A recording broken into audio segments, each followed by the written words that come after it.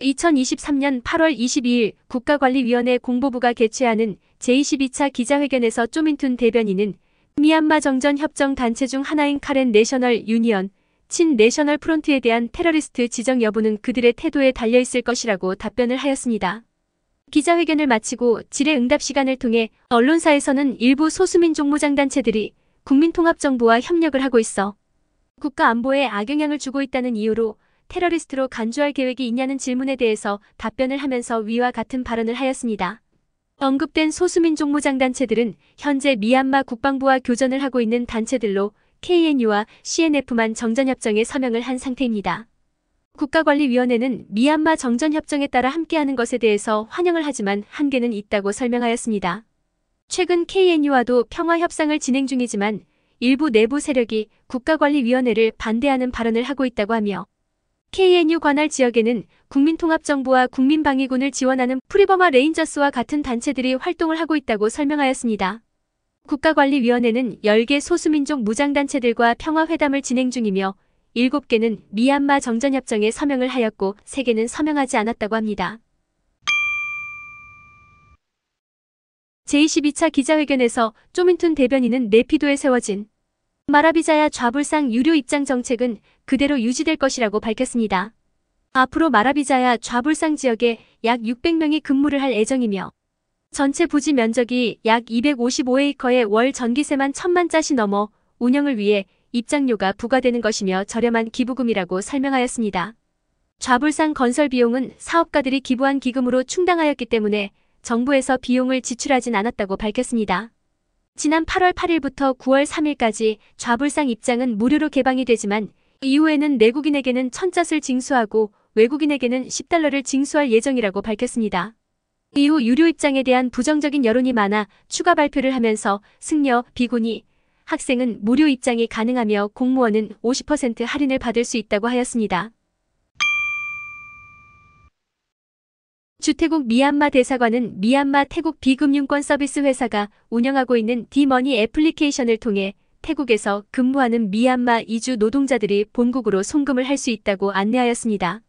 대사관은 그동안 공식적인 송금 루트가 많이 없어 미얀마 이주 노동자들이 높은 수수료를 부담하거나 안전하지 않은 방법으로 송금을 해오고 있었다고 설명하였습니다. 앞으로 이 서비스를 통해 미얀마로 송금 시 1천만 잣에 해당하는 바트와 송금 시 수수료 49바트를 청구한다고 밝혔습니다. 이와 함께 태국은행 꺼시콘뱅크는 미얀마 캄보자 은행과 제휴하여 미얀마에서 태국으로 스마트폰 기반 해외 송금 서비스를 시작하였다고 합니다. 꺼시콘뱅크 앱을 통해 국제 송금을 신청하게 되면 미얀마 캄보자 페이 계좌로 잣이 입금되며 10월 말까지는 송금 수수료가 면제가 됩니다. 이로 인해 KBG뱅크는 태국 바트화 확보에 도움이 될 것으로 기대를 하고 있으며 미국 달러 부족으로 대체 통화를 모색하는 상황에서 방안을 마련하고 있는 것으로 보고 있습니다. 2023년 8월 18일 양곤 롯데호텔 사파이어 볼룸에서 2023년 3분기 미얀마 진출기업 지원협의회 세미나가 개최되었습니다. 이 세미나는 주미얀마 한국대사관, 미얀마 한인상공회의소, 코트라, 양곤 무역관이 공동으로 주최하는 행사로 분기별로 미얀마에 진출한 한인 기업들을 대상으로 정기적인 사업 정보 공유를 하는 시간을 가지고 있습니다. 강금구 대사는 인사말을 통해 미얀마 정세가 국내외적으로 쉽지 않은 상황 속에서 잘 견뎌내고 있는 한인 기업인들을 격려하고 미얀마 현황에 대해 간략하게 설명하였습니다. 법무법인 지평 오규창 변호사는 미얀마 주요 법률 이슈를 안내하였습니다. 주요 내용을 보면 상표권 관련 세관규칙 제정 소식, 회사에서 주주총회를 거쳐야 하는 이슈, 미얀마 분쟁, 세무 관련한 어드밴스 룰링에 대한 법률 정보를 공유하였습니다. 미얀마 한인상공회의소 김정혜 사무처장은 미얀마 상공회의소와 제미얀마 해외 상공회의소 간 회의 결과를 공유하였습니다. 지난 7월 20일 미얀마 상공회의소가 주최하는 해외 상공회의소들과의 간담회에 15개 단체가 참석하며 많은 관심을 보였다고 합니다. 이후 상공회의소에서는 미얀마에 대한 GSP 이슈 연장에 대한 리뷰를 해야 하는 시기가 다가오면서 논의를 하였다고 합니다. 이후 상공회의소에서는 8월 말 싱가포르에서 미얀마 관련 세미나를 개최하며 미얀마 투자 활성화를 위해 노력하는 모습을 보이고 있다고 합니다. 미얀마 한인상공회의소를 포함한 아시아 지역 상공회의소 측에서는 환율, 무역, 전력에 대한 애로사항을 전달하였다고 합니다. 미얀마 인도 상공회의소는 미얀마 수입 의약품의 많은 비중을 차지하고 있는 인도산 의약품 수입 정책 완화 촉구를 하였습니다. 또한 인도 업체에서 진행하는 프로젝트 시행사 관계자가 직접 참석하여 애로사항을 공유하기도 하며 적극적인 모습을 보였습니다. 한국 업체들도 이런 어려운 상황 속에서 단기적으로 효과가 없다고 포기하지 않고 이런 행사를 통해 적극적으로 애로사항을 공유해주길 당부하였습니다. 이어 각 부문별 대표들이 현황을 공유하고 애로사항을 청취하는 시간을 가졌습니다. 주요 공유된 내용을 보면 금융부문은 외환 온라인 거래에 대한 애로사항, 2만자 신권 발행 이후 현황, 환율 현황에 대해 공유하였습니다. 봉제부문은 10월부터 추가 발주가 없어 어려움을 겪는 상황이며 국제사회의 제재로 인한 피해자는 노동자가 되는 것이라고 설명하였습니다. 건설부문은 원자재 가격 급등으로 인해 건설부문이 침체된 상황 속에서 많은 어려움이 있는 상황이라고 공유하였습니다. 물류부문은 예전과 비슷한 상황이며 태국 국경무역에 사용되는 도로가 유실되면서 국경무역에 차질이 발생하고 있다고 설명하였습니다. 이외에도 고려전선에서 띨라와 경제특구에 입주한 업체들의 현황을 공유하고 최근 만달레이의 비료 공장을 완공한 선진 미얀마에 대한 인력 수급 현황에 대해 공유하였습니다. 2023년 8월 23일 미국 정부는 미얀마 국방부 항공연료 거래와 관련된 개인 및 단체에 제재 조치할 것이라고 발표하였습니다. 지금까지는 항공연료 수입업체만 제재 조치를 해왔으나 이번 제재 조치에는 항공연료 수입 및 유통을 담당하는 기업뿐만 아니라 개인에 대해서도 추가 제재 조치를 하며 강화하는 모습을 보였습니다.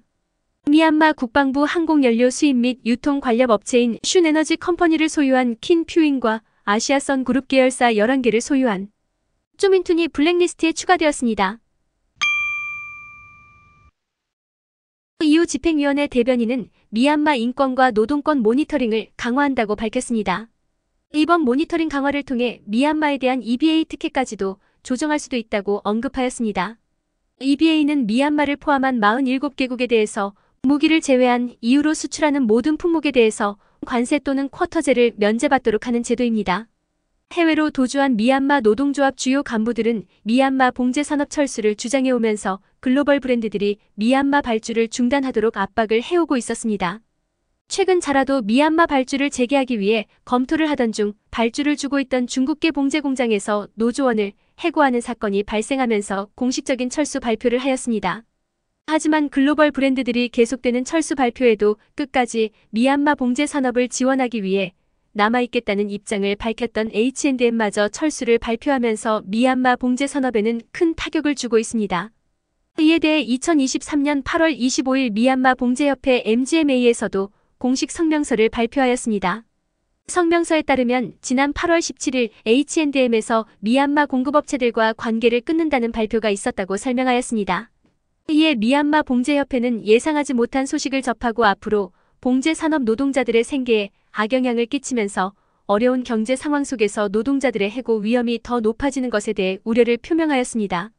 미얀마 봉제협회는 2022년 설립 이후부터 봉제산업 이해 관계자, 국제사회개발기구, 글로벌 브랜드들과 협력하여 봉제산업 작업 환경 개선을 위해 최선을 다해오고 있다고 하였습니다.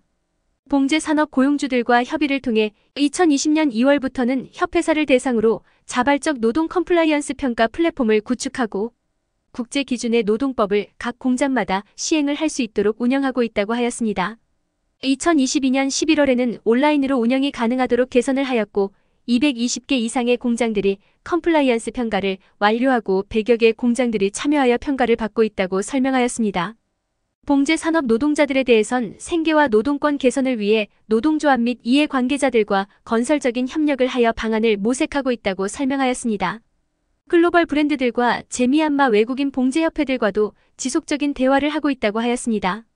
2000년 초 있었던 미얀마 금융제재 조치로 인해 대부분의 외국인 투자기업들이 철수한 경험을 바탕으로 미얀마 봉제협회는 글로벌 브랜드들의 책임감 있는 운영이 미얀마 노동권을 보호하고 노동시장과 미얀마에 있는 미얀마 젊은 여성 노동자들의 삶을 개선할 수 있는 최선의 방법이라고 믿고 있다고 강조하였습니다.